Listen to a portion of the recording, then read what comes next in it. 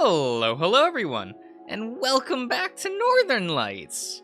It's been a hot minute since I last played this, but a new build came out. I'm excited. This game is cozy. It's super cute, you know. I still don't really know what's happening in the. You had that weird scene with the penny. That was all spookums in the woods. I don't remember. Was that this game? Oh, I record too much, guys. I'm playing too many games. I don't know. Don't do that window. Don't do that window. Okay. Okay. This is where we're at. Okay. It's fine. The shepherd playfully cautioned me. So I kept my attention on the dinner, pulling the cheese biscuit from the oven. Oh wait, did we already read this? Oh, give me a minute. Let's. Okay. Oh. All right, there was a 1.5 update, wasn't there?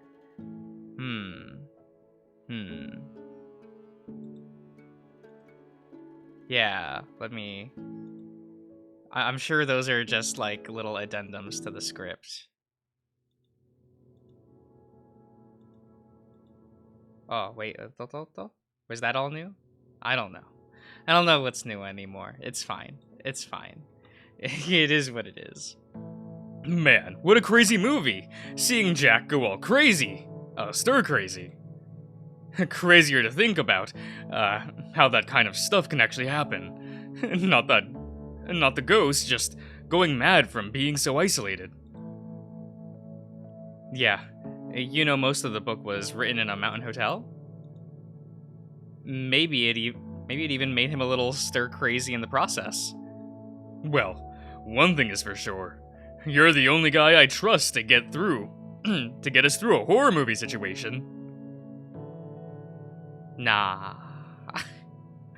This is a cute romance novel, right? It's not gonna be we're not gonna do a swerve. It's gonna be just a cute game where we hang out with Big Wolfer. Or Canine, whatever. Why's that? I'm just a little otter. It's not always about bronze. And need to have brains, too. A level head. With your experience making the films, you seem the sort to keep a clear head and make the right calls. Chuckling at the compliment, I nodded softly to the shepherd's words, pulling myself up to my feet with a long sigh. Teamwork, huh? I'll make sure the car has gas. So long as you make sure to knock the head off anything coming after us. Deal? We're not gonna make sure the car has gas, are we? Tisk, tisk, tisk. The shepherd laughed heartily, beaming with delight. And you got it, Cody. Guess I should head home, though. Wait. When are you heading over to college to get squared away? I'm going over to the library in the morning. I reckon I'll head to the campus after. Hopefully, I'll see you there. You should call Devin. Devin? Which one's Devin? No, I'm thinking of Arches. I'm like, that's fine. I'm like, Bear? And see if he wants to meet up. Well, see you tomorrow, Cody. I've also forgotten all the voices I did. Maybe I'll remember as time goes on. I don't know. Good night, Aldrich. The shepherd patted me on the back with a smile, his bushy tail wagging happily, though he stopped just as he was about to leave. Hey, want to go on a little adventure tomorrow, after college? Could be your choice, or the shepherd's choice. What do you say? Shepherd's choice, I replied with enthusiasm, already excited to find out what he might have cooked up in his head for an adventure. Sweet. See you tomorrow. With that, he headed off, and I soon realized it was almost 1 a.m. Yeah, it's like lunchtime. I hurried to get myself ready for bed, as soon curling up for the first night of sleep in my very own apartment. Oh, okay. The sun was barely up. That's not barely up, that's just in the sky! But I was quick out of bed, and not thinking much of running out of the apartment in my boxers to use the phone. Everything had had gone so fast since I embarked on that lengthy cross-country trip, and I hadn't really... Oh god. I'm gonna take a drink real quick. That's fine. I was eating some popcorn earlier. It's fine. I hadn't really gotten a chance to call my friends. Vinny had given me the day off to go to the campus, and I wasn't going to waste a moment longer. As the phone rang, I was so excited to catch up with Tobin and Liam and tell them how well everything was going. My ears perk up when there was an answer at last. Bonjour. Was that what I gave? Was that the voice I gave? Tobin. Oh god, music. This is a little cozy tone. Bonjour, Tobin. Hey, Cody. How's it going over there? We were starting to wonder if your bus got waylaid by some pirates. There was a sudden grunt, and the fox yipped a scuffed evident. A scuffle? Yes. Yeah, give that back! Cody! Oh man! Oh, what took you so long to call? I told you the bus was going to take forever, but when I got here, everything happened kind of fast. Mom, have you seen the other phone? The fox's voice was getting farther away, and I knew there was no way he'd be able to pry the handset free from the gator. So, how's it going up there? Wait a second. Let Tobin... there was a distinct click as another phone joined the call. Finally! Someone in this house needs to explain why the other handset was in the garden. Oh, that was me. Sorry, Tobin. Forgot about it after helping your mom with the weeding. The fox huffed loudly over the phone, and I just knew he was shaking his head in disapproval so hard that I could hear it. Over the next 10 minutes, barely taking any time to catch my breath, I recounted everything that happened in just 2 days of being in town. Several times, Liam asked me to back up and repeat myself, and I couldn't manage to get my enthusiasm under control. I did leave out one thing, though: my confession to Aldrich. You're gonna hook us up with free movies, right? When you visit, of course I will. Tobin hummed, finally speaking up in a moment of silence on the line, and my rounded ears twitched. Alright, so, isn't everyone going to ask the obvious question? What question? You haven't even been there a week. You got a job, an apartment from your new job, and Aldrich, the guy you sent all them letters to, is still there and remembers you. It's a little bit odd, yeah? Well, what's odd about it?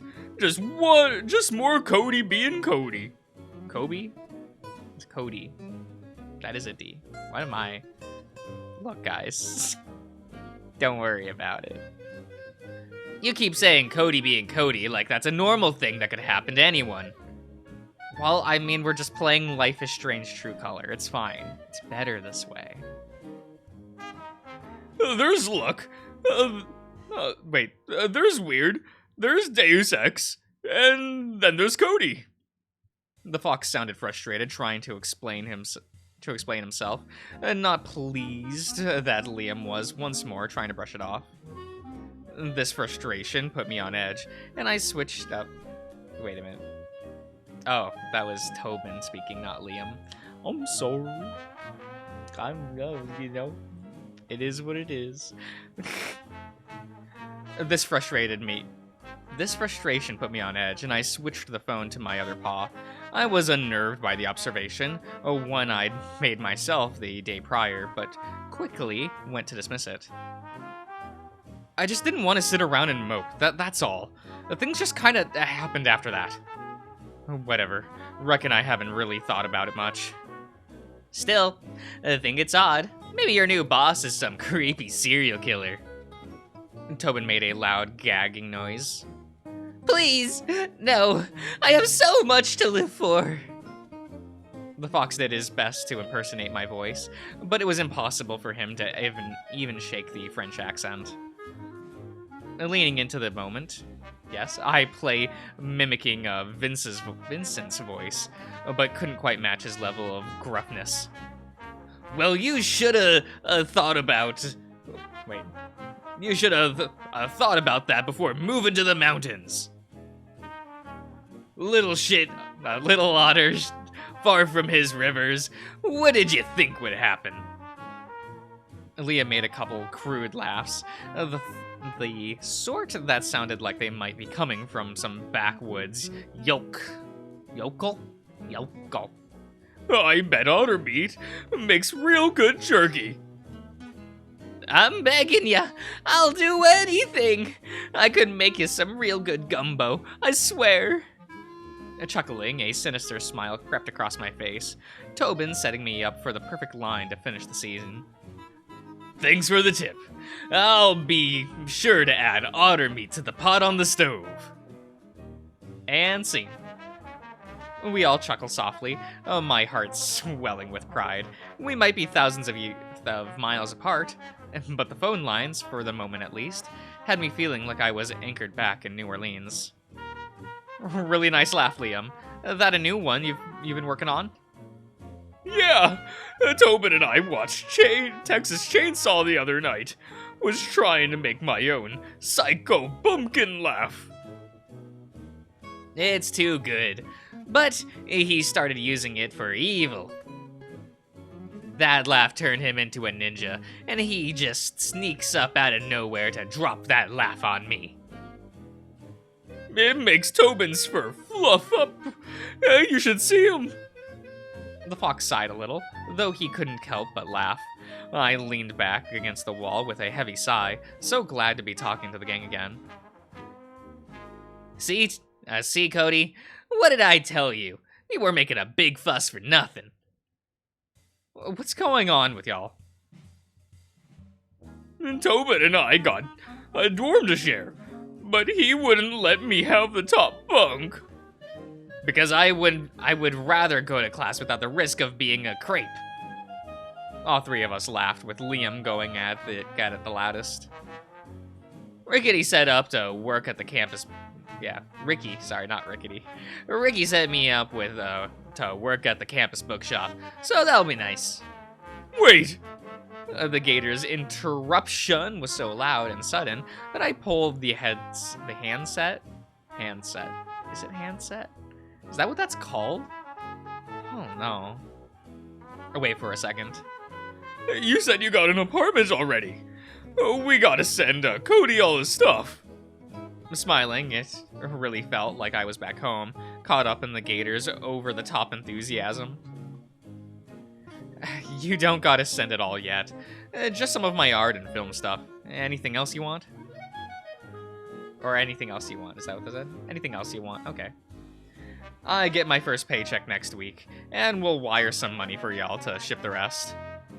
Offering up my address and phone number, it felt nice to know that I would start getting more out of my belongings in, and have our films back in my paws. I need to head off, guys, but I'll be missing you loads. Stop being sappy. We got this. Everything is sorting itself out. Take care, you two. Don't forget to call when you can. Salute? Cody? See ya! With that, I hung up the phone, a dumb grin staying plastered on my face as I walked back to the apartment, half naked. Which half is naked? I was quick to get dressed, grab my empty backpack and a granola bar on my way out the door to head off to the library, on Vincent's advice. Whoa, that do just be a picture of a library. The Aspen Hollow Public Library at the north end of the downtown strip, it was a rather misleading building, as its appearance was more that of a large brick house, rather than a cement box hiding a world of knowledge. Yeesh. Hesitantly standing at the bottom of the steps leading to the front door, my eyes fixated at the entrance that residence was casually passing through. Yeah. Any other day, I would have been delighted to take a dive into local history, find inspiration for new film. But Vincent's suggestion to check out the little curated collection had me unnerved. The sketch of the coin still fresh in my mind. Wait a minute, I'm gonna. Where's the options menu? Options? Give me a minute. Oh, don't look at those. Oh, I guess those are my old saves, so that's fine. Preferences. I'm gonna turn up the text speed just a little bit, you know? Oh, there we go. That feels out faster. Finally stepping inside, I was met with the smell of old books, fresh coffee, and rows of tightly packed bookshelves. I nervously made for made for the counter. A long, floppy-eared rabbit librarian sits there sorting book returns. She looks up and smiled. Good morning. Can I help you find something? Morning, miss. I heard there was a little town museum section here. Where can I find it? The rabbit motioned with a paw towards the east wall. Behind the last row of shelves in the history section, you'll find a staircase to the basement where we keep the archives, as well as a collection of historical memorabilia from the town. Thank you. She gave a nod, and I followed her direction to the letter, walking down creaky wooden stairs into a surprisingly dry air of the building's basement. Down here, there was seemingly endless rows of carefully archived newspapers, historical records, and a small section of microfinches.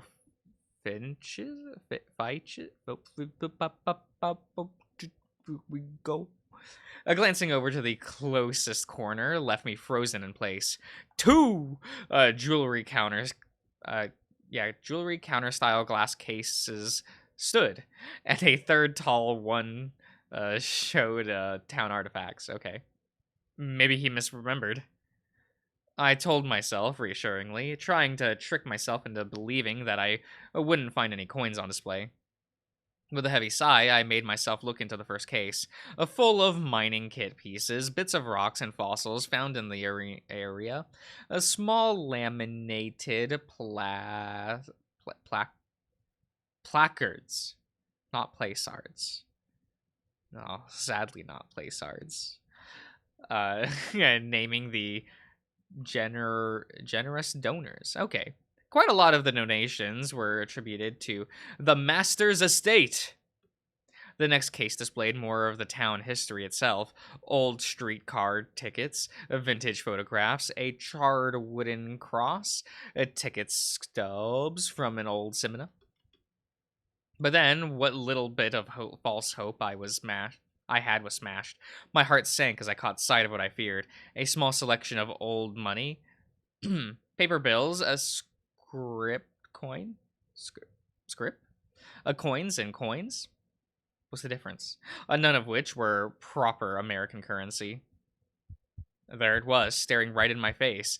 The same coin I'd drawn. A fleeting dream I could scarcely recall. My ears twitched. Oh, it got dark. It got dark. Remembering the sound of the metal clanging against metal. A pain growing in my right paw as though I'd fallen asleep. That pin and needle sensation in my paw, and a growing sense of dread filling me. My breathing quickened, unable to look away from the coin as the sight of it seared into my brain. With a heavy, shaking paw, I reached into my bag and pulled out the journal, opening to a page of the coin. Staring at the sketch, then back at the coin, eyes darting back and forth between the two, the ache in my paw grew. The sketch was strikingly accurate to the real coin. My heart raced as I was unable to look away until the cough of a stranger nearby seemed to jolt me from my trance. I need air. I didn't care that I was in the library. I bolted up to the wooden stairs, desperate to get outside of the building as quickly as possible. No sooner had I passed the top step and turned, I crashed into something quite sturdy, falling hard on my butt, a journal sliding across the floor. This is an edgy looking lad. What? They're trying too hard with that jacket. What is that a turtleneck? Sir, that just makes your neck look longer. But okay, it's a little deer chan. What in the blazes? A harsh voice oh, sorry, that's not Cody. That's this lad. What in the blazes? A harsh voice exclaimed, a figure looming over me, a proud antlers, a sneer on his muzzle. I'd crashed right into an elk. Oh, I'm sorry, not an elk Chan. No, not a deer Chan, an elk Chan. The stag had managed to keep his footing, though there was a clear fury anger in his eyes.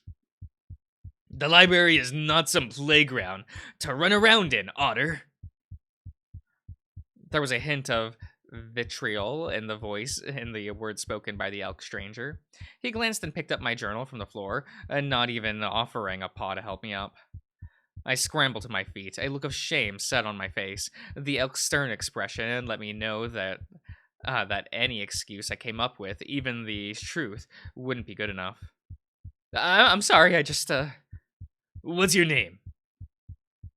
Cody, sir. I'm really sorry. Please forgive me. The elk snorted, thrusting the journal firmly against my chest, and with such force, I staggered back a step and nearly fell over again. Like I'd forgiven Otter. The nerve. Don't let it happen again. Oh, okay.